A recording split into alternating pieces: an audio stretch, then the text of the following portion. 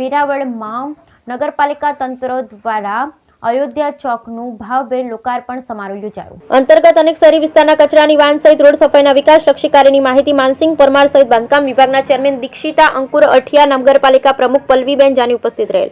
ગીર સોમનાથ વેરાવળ શહેરમાં અનેક કાર્ય નગરપાલિકા તંત્ર દ્વારા વેરાવળમાં લાઇબ્રેરીના વિસ્તારને મળેલ અયોધ્યા ચોકનું લોકાર્પણ કાર્યક્રમ અંતર્ગત શહેરી બસ સેવાઓ તેમજ અન્ય રોડ સફાઈના વાહનોનું ભાવભેર લોકાર્પણ સમારોહ પ્રસંગે ફિશ એક્સપોર્ટર જગદીશભાઈ ફોફડી, સાગરપુત્ર ફાઉન્ડેશનના પટેલ સહિત અધ્યક્ષ લખમભાઈ દામજીભાઈ પેસલા, નગરપાલિકા પ્રમુખ પલ્લવીબેન જયદેવભાઈ જાની, ભારતીય જનતા પાર્ટી પ્રમુખ મહેન્દ્રભાઈ પીઠિયા, શહેર ભાજપ પ્રમુખ દેવાભાઈ ધારેચા, નગરસેવક ઉદયભાઈ શાહ, વેપારી મંડળના મુકેશભાઈ ચોલેરા સહિત બાંધકામ વિભાગના દીક્ષિતા અંકુરભાઈ અઠિયા, માનસિંહ પરમારમાં સુવિધાલક્ષી કાર્યનું લોકાર્પણ સેવાઓ ઉપલબ્ધ થઈ. બ્યુરો રિપોર્ટ સોની યોગેશભાઈ સતીકુંવર. वंदे मातरम. मानसिंह परमार, भारतीय जनता पार्टी पूर्व अध्यक्ष. आज रोज वेरावળ मुकामे नगरपालिका मुख्यमंत्री भूपेन्द्रभाई पटेल साहब द्वारा भारतीय जनता पार्टी सरकार द्वारा 125 करोड़ विविध कामोની ગ્રાન્ટ ફાળવવામાં આવી છે. એમાં રોડ રસ્તાના કામો છે, એમાં નગરપાલિકાને સિટી બસની પણ સુવિધા આપવામાં આવી છે. એમાં સૂકો કચરો, ભીનો કચરો લેવા માટેની વાહનની વ્યવસ્થા પણ કરી છે. અને અલગ અલગ વિસ્તારોમાં ખાસ કરીને BDC દ્વારા ગટરની લાઈનો માટે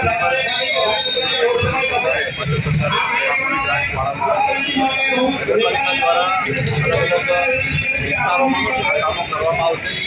એના ઓનલાઈન ટેન્ડર પણ થઈ ગયા છે અને ટૂંક સમયમાં કામ ચાલુ પણ થઈ ગયા છે. ઘણા સમયથી વેપારીઓની માંગ હતી કે કાકા સેન્ટરની બાજુમાં જે ચોક હતો એને અયોધ્યા ચોકનું નામકરણ કરવામાં આવે. એમની લાગણી અને માંગણીઓ ધ્યાને લઈ અને ગત જનરલ કોર્ટમાં પણ આ અયોધ્યા ચોકનું સર્વાનુમતે બહાલી આપી અયોધ્યા ચોકનું નામકરણ થયું છે.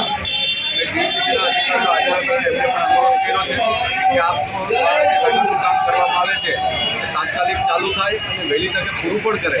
એટલે ઘણી વખત દુષ્કાળ એવો બન્યો છે ગટરના કામો ચાલુ કરી અને પછી કોઈ કારણસર બંધ કરી દે છે, જેના કારણે સામાન્ય લોકોને પણ ઘણી હાલાકી ભોગવવી પડતી હોય છે.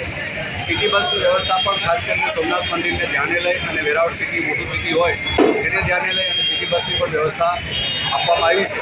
તો નગરપાલિકાના અધિકારીઓને પણ મારો અનુરોધ હતો અને એમને પણ મેં સૂચન કર્યું છે કે આ સિટી બસ કાયમી કાર્યરત રહે અને ટોકન ભાડું જે કોઈ આપણા નગરપાલિકાના જે આપણા નાગરિકો છે એમના દ્વારા જે પણ ટોકન ભાડું હોય છે એમને જાહેરાત કરી અને ટોકન ભાડું લઈ અને આ વ્યવસ્થા કાયમી ચાલુ રહે અને અવિરત ચાલુ રહે એવી પણ મેં અનુરોધ કર્યો છે.